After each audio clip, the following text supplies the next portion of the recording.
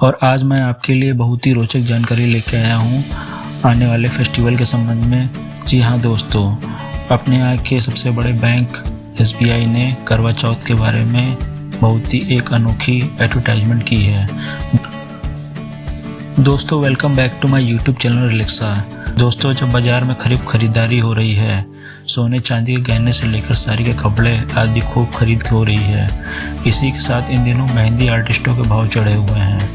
एक हाथ में मेहंदी लगाने का कम से कम 250 रुपये चार्ज करते हैं। अमीर उम्रा के इलाके में तो ये 300 से 500 रुपये प्रति हथेली भी ले लेते हैं। इस अवसर पर कुछ कारोबारी फ्री में मेहंदी का ऑफर शुरू किया गया है। इसमें शामिल हो गया है देश का सबसे बड़ा बैंक SBI। जी हाँ दोस्तों, स्टेट बैंक की एक शाखा ने करवा चौथ के अवसर पर एक अनूठा अवसर शुरू किया है। यह ऑफर आज और कल मतलब 31 अक्टूबर और 1 नवंबर 2023 के लिए मान्य है, जिसमें आप उस शाखा में जाके फ्री में मेहंदी लगवा सकते हैं, जैसा कि इनके एडवर्टाइजमेंट में बताया गया है। दोस्तों करवा चौथ के बारे में कुछ रोचक तथ्य मैं आपको बताने वाला हूँ। दोस्तों यह त्यौहार हमारे उत्तर भारत में धूमधाम से मनाया जाता है, जिसमें हिंदू महिलाएं करवा चौथ का व्रत अपने पति की सुख समृद्धि व लंबी आयु के लिए बड़ी श्रद्धा व उत्साह से रखती हैं। वैसे तो यह विवाहित स्त्रियों के लिए ही जरूरी माना जाता है, लेकिन अब कुछ अविवाहित लड़कियां भी अच्छे वर की इच्छा से यह व्रत रखने लगी हैं। आइए जानते हैं कि इससे जुड़ी कुछ महत्वपूर्ण जानकारियाँ।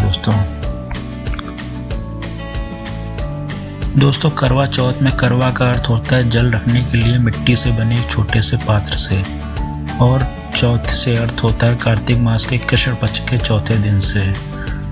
ऐसी मान्यता है कि जब पांडव विपरीत परिस्थितियों से घिरे हुए थे तो द्रौपदी ने श्री कृष्ण से मत मांगी।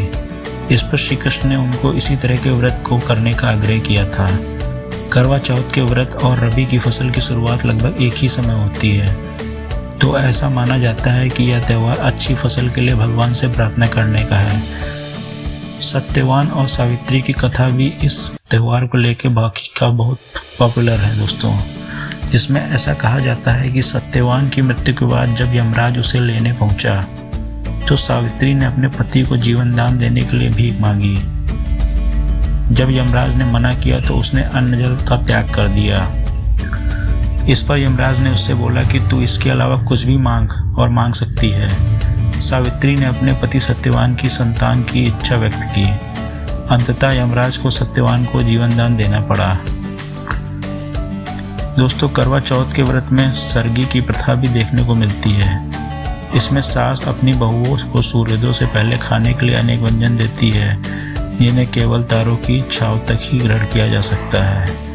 दोस्तों ऐसी बहुत ही मान्यताएं हैं जो करवा चौथ को लेकर हमारे देश में चलती हैं, जिसमें से जो कुछ प्रमुख थी मैंने आपको बताई। अगर यह सारी बातें आपको अच्छी लगी हों तो please like and subscribe my YouTube channel.